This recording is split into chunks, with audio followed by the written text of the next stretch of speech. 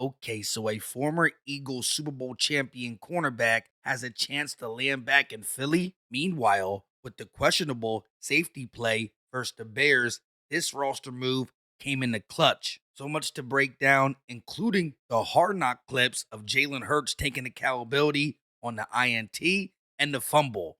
One of them had me crying. It's fucking dumbass shit I did. Plus, we hear from Nick Foles on how he thinks we can fix Kevin Patullo's play calling. And the league is talking about Quinyon Mitchell in the wrong light.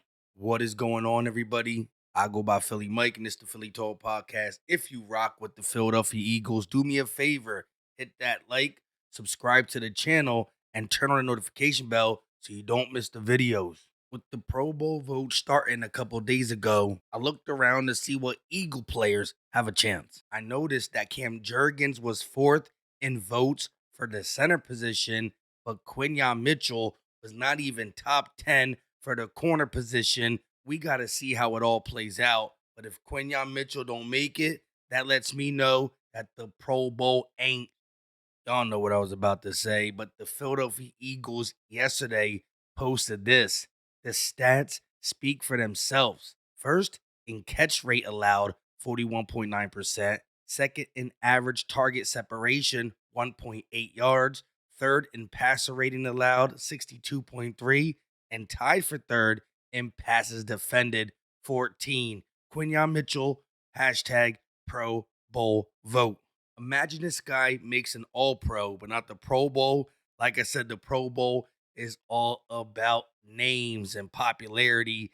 Get it out of here. Switching gears to some interesting news that happened midday yesterday. Adam Schefter tweeted, Steelers and cornerback Darius Slay have mutually agreed to part ways. Slay's agent, Drew Rosenhaus, and Robert Bailey told ESPN. Slay is interested in continuing to play and will consider signing with other teams, but his time in Pittsburgh has come to an end. Real quick, let's start with the fact that he's going to need to pass through waivers on all 31 teams, which I believe he will. That contract that was given to him on a one-year deal is too much for anybody to claim, including the Eagles. So if and when he goes through waivers, he can sign with any team he wants for any certain amount of money he wants. And because the season's almost over, and I'm guessing he got most of the money the Steelers offered him on a one-year deal, I think there's two teams he would play for. That is the Philadelphia Eagles and the Detroit Lions. Now, I know. He was a healthy scratch in Pittsburgh, and he was one of the worst cornerbacks in the NFL while playing for Pittsburgh. But we've seen it hundreds of times throughout the league.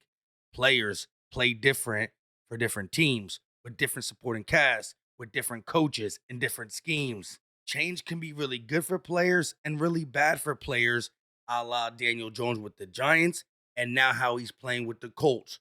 Two different players. Now, granted, Slay probably wants to be a starter, and maybe he can still be. Have you looked at our cornerback twos? Adoree Jackson, Keely Ringo, and Jacorian Bennett, who, no matter how much we like, just can't stay healthy and or impress Vic Fangio to get on the field. And even if you want to say Adoree has played better over the last couple weeks, my man gets hurt every other game. So even if we brought Slay in as a backup and or depth piece, I think it will pay dividends. The Eagles brought in Jair Alexander to try to fix him or make him to something he used to be. Why can't we do that with Slay when we literally saw him play at a decent level last year for the Eagles in this scheme? And again, it's low risk, high reward if he can get back there. And if not, like I said, what do you think Howie Roseman has to even offer him? Let me know what you think in the comment section. But obviously, I think it's a no-brainer. Flipping things over to the first episode of Hard Knocks, where they started with the Cowboys week. Yuck. Of course, they talked about everybody in the NFC East, the Giants, even the Bummanders. As for the Eagles, they played a clip where Nick Sirianni and Brandon Graham are talking about focusing on eliminating the noise, which there's been a lot this year. Some warranted, some not. But what I noticed most was Jalen Hurts' leadership, which has been in question. I don't know why, not just in the locker room or after the game, but on the sidelines. Hurts. He's looking. He fires. And it is incomplete. He missed Devontae Smith, who was cutting in, and the ball went to his left. There's a little signal before the ball is snapped. He's expecting a stop by Devontae Smith. Smitty is running a slant. If he hits Smitty on the slant, he's going to run all the way into the end zone. What you was thinking? I thought you, when I pointed like this, that's my fault. I thought you was going to settle down some more. I took that what we talked about. Fuck. It's a play I got to make. Y'all keep doing what y'all doing.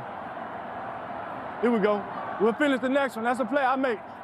The Eagles have got to pull themselves together and wake up for the second half. They say he don't talk to nobody on the sidelines. He addressed it with Smitty, took responsibility whether he was wrong or right, went down to the O-line and said, that's on me. I should have made that play. We going to get it back. Simple and plain. That is a leader. And so I don't know why the media started questioning his leadership, because that's what he's been known for since coming in the league. But again, like I said, some craziness has been warranted, but some of the shenanigans are just people talking WIP for no reason. Here's Jalen Hurts on the fumble. That's me. Yeah. It's fucking dumbass shit I did. Still there. Trying to secure the ball. He came straight in there and gutted it out. That's on me though. I gotta protect the fucking ball at the end of the day. Y'all look at that first. I can't even lie. I was crying when I heard how Jalen Hurts held himself accountable, was mad at himself. That junk was crazy. And he knows he got to be better than that. But we don't get to see that on TV. Like I said in the live play-by-play, I thought Jalen Hurts had a bad game. But I thought the play calling was even worse. And as I've been saying, when teams are not balled in, when you are not on the same page with your wide receivers, that's not just the quarterback. That's the head coach and the OC. Thomas and R. Peterson said this: the Eagles offense, highest hitch route rate, lowest cross route rate, bottom 5 in pre-snap motion, bottom 2 in play action fakes. A.J. Brown lines up in a slot less than any other wide receiver in the NFL. Most predictable offense ever. Hashtag Eagles. And the stats came via the Ringer. Jalen Hurts stinks versus zone. What's beat zones? Crossing routes, not hitches. Why are we opposite? Highest that, lowest that. Teams are playing us with zone coverages. Make them get out of it. You're telling me you can't put A.J. Brown in the slot, which we don't do. He's the fewest slot wide receiver in the NFL. Even bigger and stronger guys. I bet you DK goes in the slot more than A.J. Brown. Put him in the slot. Put him on a crosser. Now, in that game, we did that. Or at least he did cross, and Jalen Hurts missed him. He was bad that game. But we're talking about the totality of the season. Nick Foles has an idea to maybe wake Kevin Patullo up. Kevin Patullo, I was looking at his history. Being a passing game coordinator, his role was to be in the box, to be in the booth, to oversee what is happening on the field from a up above perspective, not being on the sidelines with the players. He was in a controlled environment to see coverages, to see plays, to make recommendations in the passing game in his career in Philadelphia up to this year. And I don't think Kevin needs to be fired. I think Kevin Patullo's first thing needs to get out of the sideline, because that could be clouding your vision with play calling. You have a different perspective from the sideline. You can't see the coverages as they're forming. When you're up in the box, you can see it as the drive is going on, what they're trying to do, and you can see the concepts forming more clearly, and that is what you have been trained in since 2021, to sit in the box. It's all he's ever done, right? It's all he's ever done. So my answer to the Eagles is put him up in the box and bring someone from the box down. Listen, we got to figure this out. We are 8-4. We are top the NFC East. We're a game and a half ahead of the Dallas Cowboys. We are controlling our own destiny. Let's take a breath. Shout out to the ones who mentioned this in my comment section for yesterday's video, but I absolutely agree. This is what you did your whole career as a coach. Continue doing it. You see the plays better. You'll be less emotional on the sideline. That's what you've been doing. Continue. Vic Fangio, great DC, likes to coach in the booth. That's what he does. Why didn't he change it up? If that's what you do, that's what you do.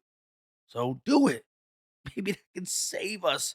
Because as Nick Foles says, we still lead over the Cowboys. We're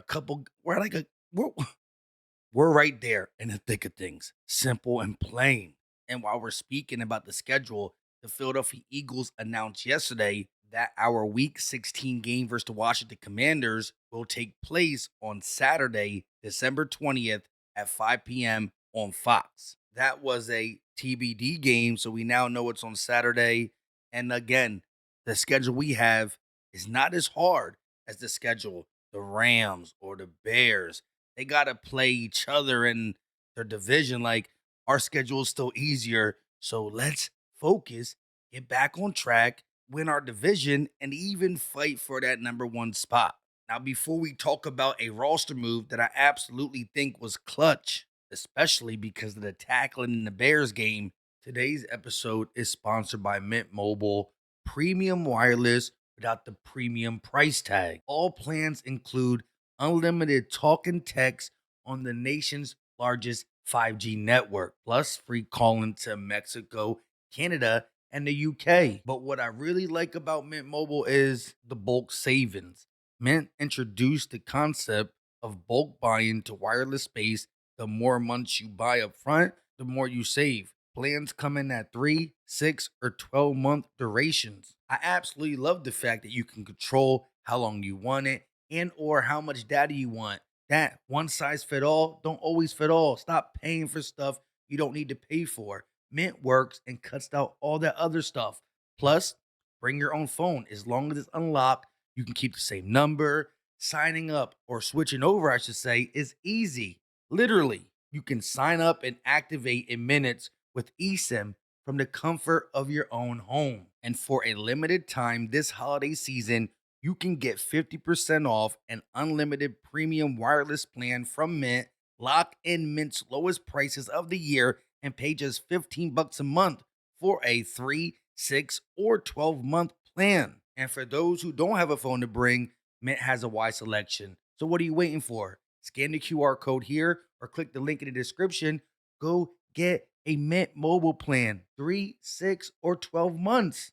So as we all know, Andrew Makuba had to get surgery for the injury he suffered against the Cowboys. Last play of the game, I should add, by Sidney Brown, who actually got the start for the Bears. Not saying he did it on purpose, but the safety tackling was bad. Reed Blankenship, but more importantly, Sidney Brown, they were horrible. So the Eagles roster move that was made yesterday is interesting. They have opened safety Marcus Epps' practice window and have released cornerback Perry Nickerson from the practice squad. Now, granted, Sidney Brown is higher on the depth chart than Marcus Epps. We also got Michael Carter II, who can play both slot corner and safety. So I don't know if we'll ever see Marcus Epps on the field, but if Sidney Brown keeps tackling like that, and Marcus Epps just shows that he's ready to wrap up, Fangio's a no-nonsense type guy. He will promote him and play him. Simple and plain. So I do like what time this extra safety help is coming to the Eagles because Makuba don't got to be on IR, but he is going to miss at least 3 games. And so that was game 1. We got to make sure we focus on game 2 and 3. The Eagles play the Chargers in LA. Haven't got too much word on Justin Herbert other than he's day-to-day. If he does play, though, he cannot be good with a break and surgery on his hand the very next week. I'm going to pay attention to it. As Thursday and Friday come around, we're going to break down more on the Eagles and Chargers, practice and everything. With that being said, leave your thoughts in the comment section. Drop the muscle emoji if you're Philly strong. Also, like, subscribe, turn on the notification bell so you don't miss the videos. Lastly, go check the link in the description.